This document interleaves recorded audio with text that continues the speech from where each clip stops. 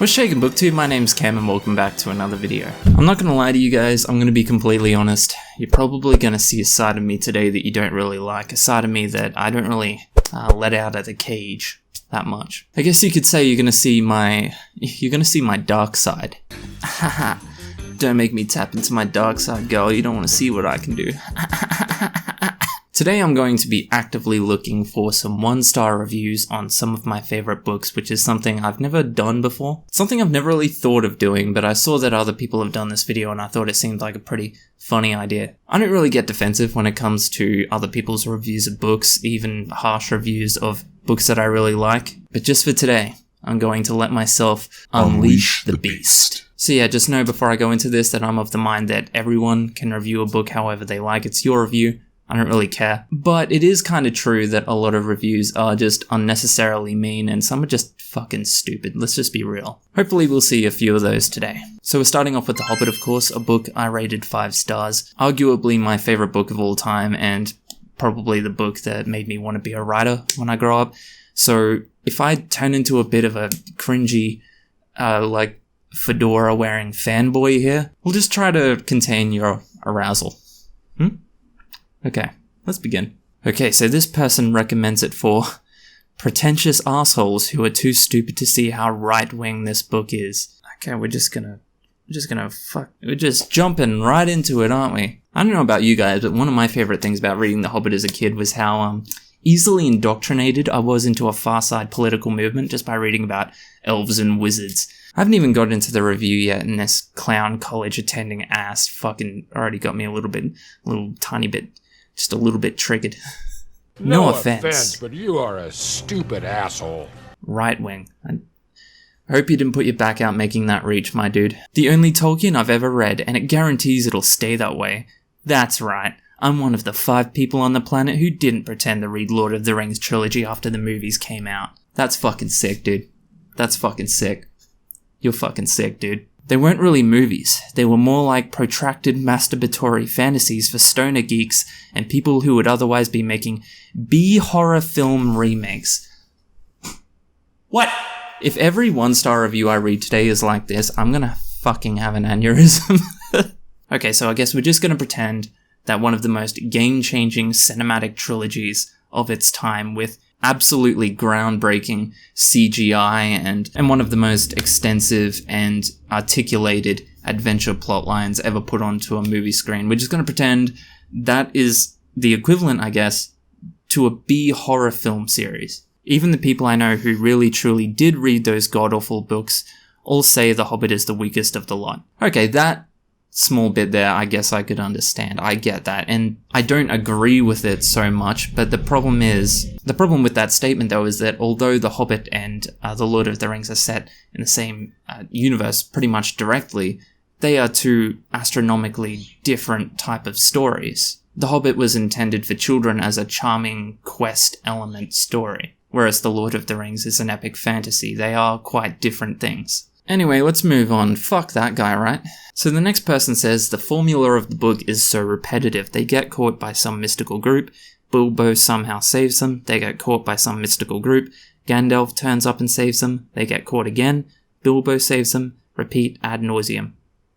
Yeah, okay, fair point. I didn't understand the whole Hobbit character anyway. One second he's the brave little guy who wants to save the dwarves, and the next he's wishing he was back home. How many times do we hear Bilbo wanted nothing more than to be back in his Hobbit hole? Shit, you're right. It's almost like it was an attempt at, what's it called? Character development. P.S. What's up with the random outbursts of songs on every other page? It's like High School Musical. Alright. I have to draw the line somewhere. And for the record, if they did make a High School Musical Middle-earth edition, that'd be dope. As I'm not a fantasy person, this was a struggle, and halfway through I remembered that no one was forcing me to read it, so I put it quietly back on the shelf. So you picked up what is advertised and sold as being one of the pioneering stories in the fantasy genre, and you gave it 1 star because you're not a fantasy person. Okay. I hated this book. It was terrible. I was at the bookstore at the market today, and some fellow next to me picked out a copy of this and said, "This is a gorgeous copy of The Hobbit." I was sorely tempted to inform him that there's no such thing. I know I said I would be like fanboying here and getting a little bit cringy, but that's some neckbeard shit if ever I've read it. I was sorely tempted to inform in this no such a... Fuck you. I don't really get defensive when it comes to other people's reviews of books. So I got one more 1-star review for The Hobbit today, and I think this is just a perfect, wholesome way of finishing off this part of the video. Hobbits have crappy feet, and I want none of it. Okay, well, fair enough, I guess.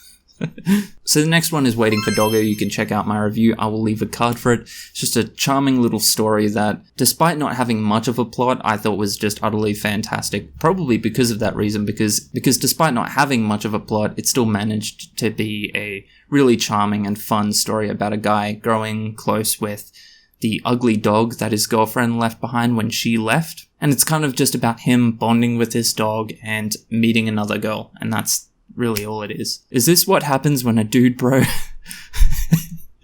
Is this what happens when a dude bro writes a rom-com for the guys? Try using both hands to type pal instead of jerking off with one. Okay, alright. That's pretty good. It's pretty funny. I like that. I really, really wanted to like this book more, but I just didn't. I thought the whole story and plot was going to be different. I expected way more from the characters, especially the main one. I did find some funny moments in this book, but that's just it. I even feel like the romance between two main characters was not that good. I couldn't connect with their love. Honestly, a disappointing read. You know what? Despite me loving this book, I guess I can kind of see that. I can see why someone would feel that way. The romance in Waiting for Doggo it's kind of unusual, but I think what I liked about it the most is that it wasn't your typical like rom-com romance where it's just like sparks fly immediately. There was work to be done there. It was rocky, it was a bit of a tumultuous relationship, and that's not just them arguing with each other, because they didn't really in the book, I don't think. It's more there was outside elements stopping them from immediately being together, and to be honest, meeting someone and immediately falling for them is just unrealistic, and this story kind of stayed true to that. That's actually it. That's all the 1-star reviews for that book, apparently. And you know why? Because it's Cam approved.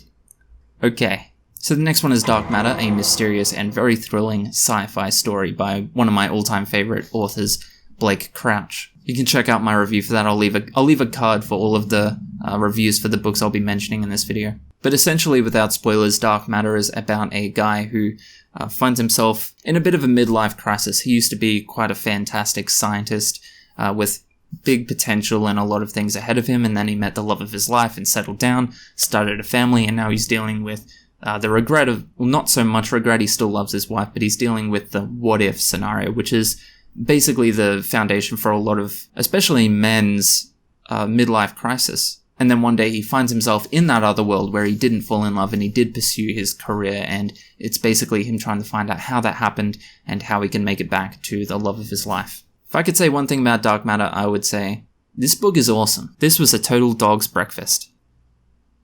Not recommended. I really dislike this story. There was little thought or sensitivity put into it. The premise is completely ridiculous. Imagine explaining quantum theory to a toddler.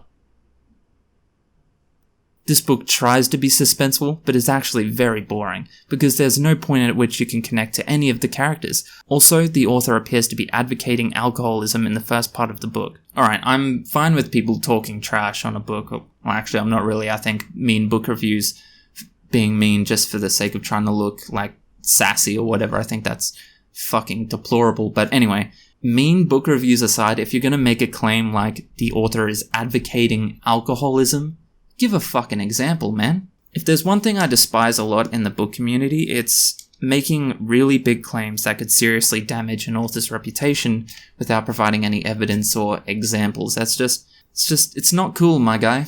If you enjoy being told a main character is smart only to watch them be a complete idiot for the entire story, then this is the testosterone-driven shit show for you. Another thing that kind of bothers me, this is a really nitpicky video, but that's what you signed up for. It bothers me a little bit, a lot of reviews I see for books where it's told first person through the eyes of a guy, and to remain true to reality, which is something that all authors should do. Obviously, it explores a lot of sides of the psyche, like, that we wouldn't normally just talk about openly, and that isn't normally just put into books because it's seen as a bad thing, which is I guess, fair, but what I'm talking about here is, for example, people are thinking about sex a hell of a lot more than we tend to think that they would be. Obviously not for every single person on the planet, but generally speaking, for most people, men and women, and everyone else, a lot of the day is spent thinking about... Huh? So when you get a first-person story through the eyes of a guy and it mentions him checking out a woman's tits or something like that, it's like, oh, I don't think so. No. Testosterone-driven shit show. The smart character doing dumb things, I can understand that one. Although, to be fair, that's like most stories involving a smart character. Because if smart characters did the smart thing, there wouldn't be much of a story. How do books like this that get the entire science wrong get blurbs for their back covers by Andy Weir, author of The Martian, a man who actually tries to get the science right in his novel? How do they get blurbs from Lee Childs, author of the Jack Reacher series, who can actually plot out realistic drama and suspense? Yeah, you're totally right, dude. Fuck Blake Crouch for not putting in the accurate science behind a fictional, multi-dimensional traveling device. I would have given it 5 stars if not for that, but I can't do it.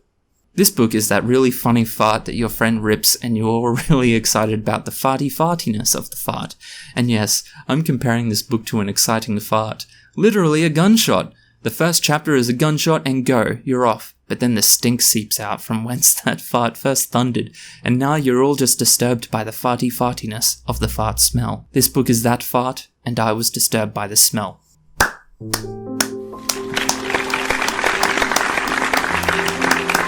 Look, I love this book, but that was beautiful. So last but not least is A Monster Calls, a book about a boy dealing with the grief of his dying mother. She's dying from cancer, and he is visited by a monster, a large tree-like creature. The monster is very stern and quite harsh with him, and the monster promises to visit him and tell him a bunch of different stories. And as the actual book goes on, you find out that these stories the monster is telling is intrinsically linked with the boy's grief and the journey he has to go on emotionally. I thought it was just really, really beautiful story. It's a very large allegory, and one of the best parts about it, I always thought, was that the monster is never confirmed as being real or not real. That's kind of left for the reader to ponder on. When I was 11, my mum had a tumor removed. She subsequently underwent several months of chemo and radiation therapy and survived. I did not find Connor's story relevant to my lived experience. Intellectually, I know that other people find these stories cathartic. I will never understand why. So first of all, obviously it's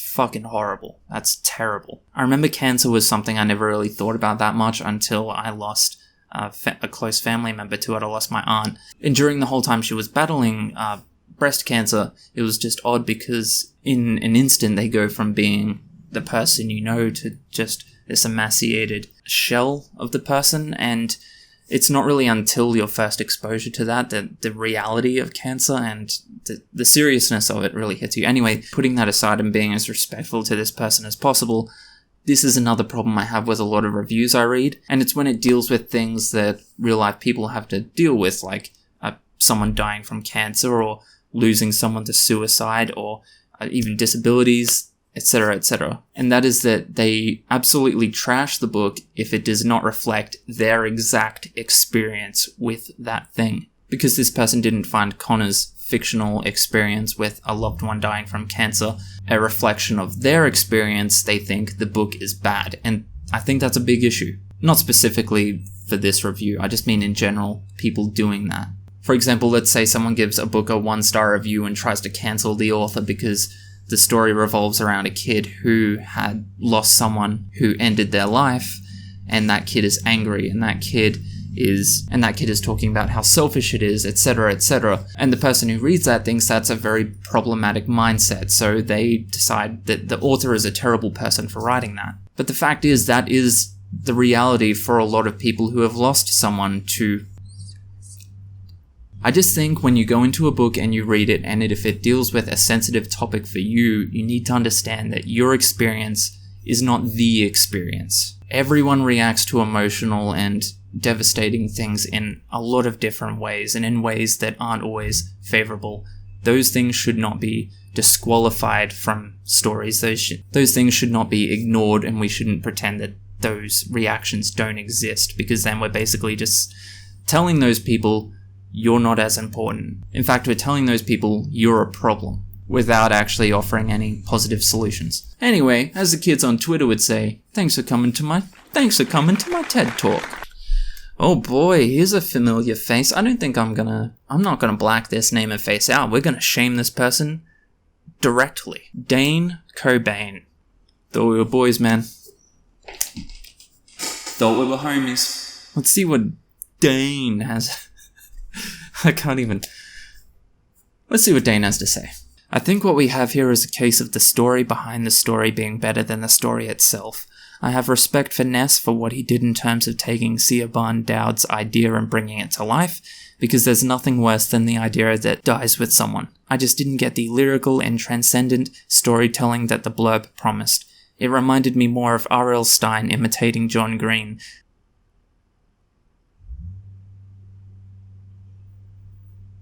I guess we're gonna have to agree to disagree, Dane. We're still friends though. Sorry, but this book was boring and just damn depressing. If you like reading about illness and mentally disturbed people, this is a book for you. My guy, it says in the blurb, it